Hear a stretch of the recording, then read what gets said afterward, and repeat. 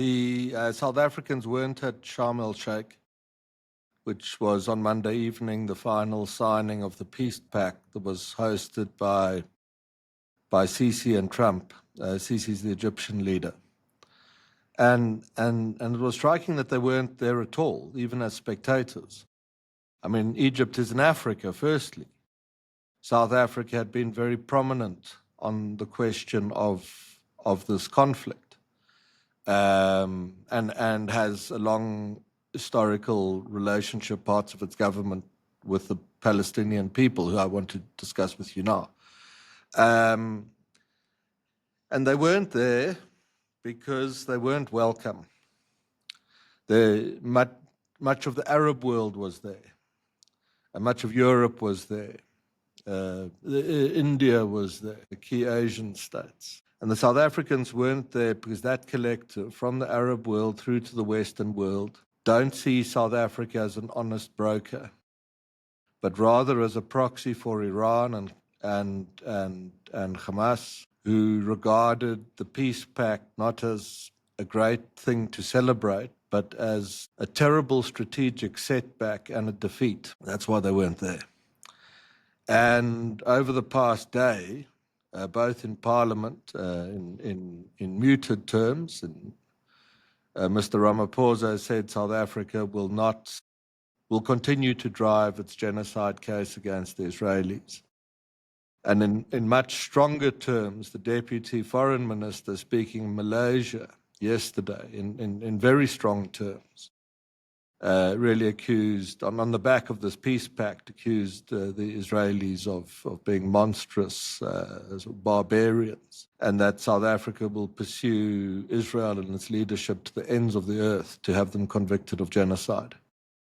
And I just got off a call now with someone abroad about the implications for SA. I just wanted this person's perspective. These comments are going down very badly in key places, particularly given that South Africa's trade negotiators are still trying to do a tariff deal, or nominally trying to do a tariff deal with the Americans, let alone a much bigger investment pact.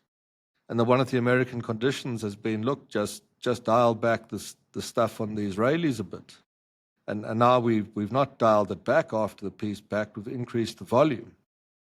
The consequences of that are going to be serious. But I want to take you back to something you said, that you spoke about the Palestinian state.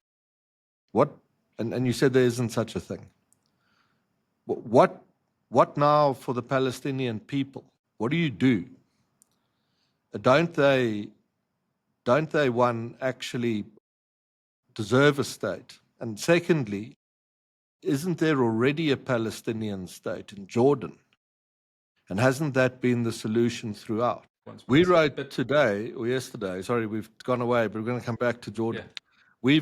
We wrote today that if, in addition to this, Trump secures an end to the war in Europe, which I think he might, he will be the greatest peacemaker since the end of the Second World War. And if he then doesn't win the Nobel Prize, then good, because the prize will have lost whatever diminished credibility it still retains. But my question to you, Richard, is there are Palestinian people. What must become of them? Do they not deserve a state? And the big question is there not already one in Jordan? And hasn't that always been the solution here? Although people pretend that, or who know, overlook this. Do they deserve a state? I don't know. They keep on rejecting a state. This was never about a state. This was never about them wanting a country. This was them about destroying Israel, them about turning the Mediterranean red with Jewish blood. So I don't know that they deserve a state. I'm not sure if they even think in those terms. Is it about Jordan? Yeah, maybe. But Jordan, remember, they were in Jordan. The West Bank was part of Jordan. The Palestinians in Jordan were chucked out because they tried to overthrow the government there. The Egyptians don't want the Gaza Strip.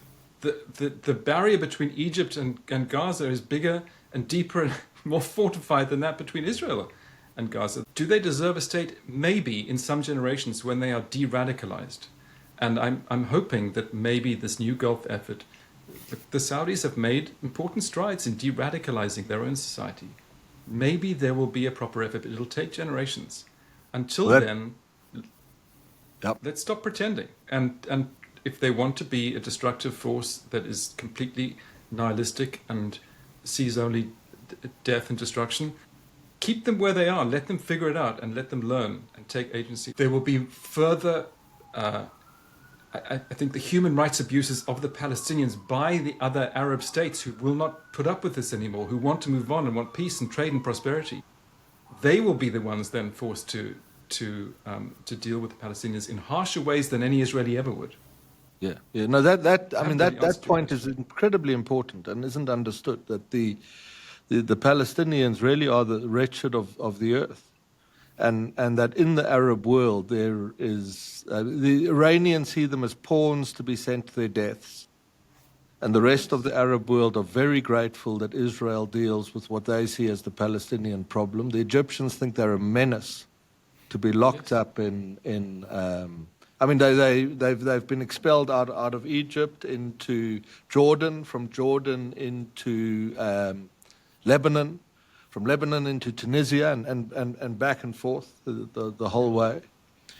To understand the hatred, of the Egyptians, consider that when Israel was bombing Gaza, the Egyptians wouldn't let a single one in. They wouldn't open the gates. They could have saved thousands of lives of women and children. It's a very cruel, this is a very harsh, cruel part of the world. We have to recognize that. Yeah, you do now have the question of Palestinian people. And the resolution of that question, I think, is important.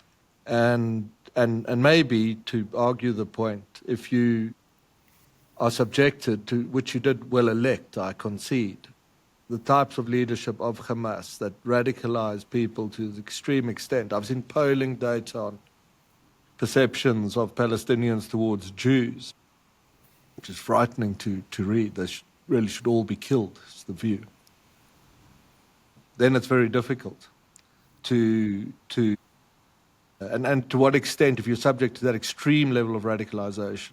I mean, of course, there's personal responsibility, but if you were able to excise Palestinian people from underneath that kind of influence and actually come up with a state solution, and Jordan is home to a vast population of what are in practice Palestinians, and not that it's worth much, but I actually think this anecdotal stuff is worth a lot. I mean, it's been a while back, but I've sat in a few cafes in the West Bank and spoken to people. And I must tell you, I really enjoyed that. I thought these are good and nice and decent people. And maybe you'll all say I'm hopelessly naive on things, but I do think that outside of the radicalization of the ghastly leadership that the Palestinians have had and have sometimes inflicted upon themselves, there is a prospect. I think part of the prospect is a Palestinian state, but I think that is in the fullness of time Jordan. And of course the Jordanians during this conflict. In fact, it's very interesting that the Jordanian Queen is Palestinian practice. So they have these close ties. And one of the things the Jordanian leadership said is that the worst abuse the Palestinians could possibly suffer in the Gazan war is to leave Gaza, which would mean to come to Jordan. And we must definitely not allow that. We're so on their side. We value them so greatly. We care about them so much that we will not allow them to leave Gaza.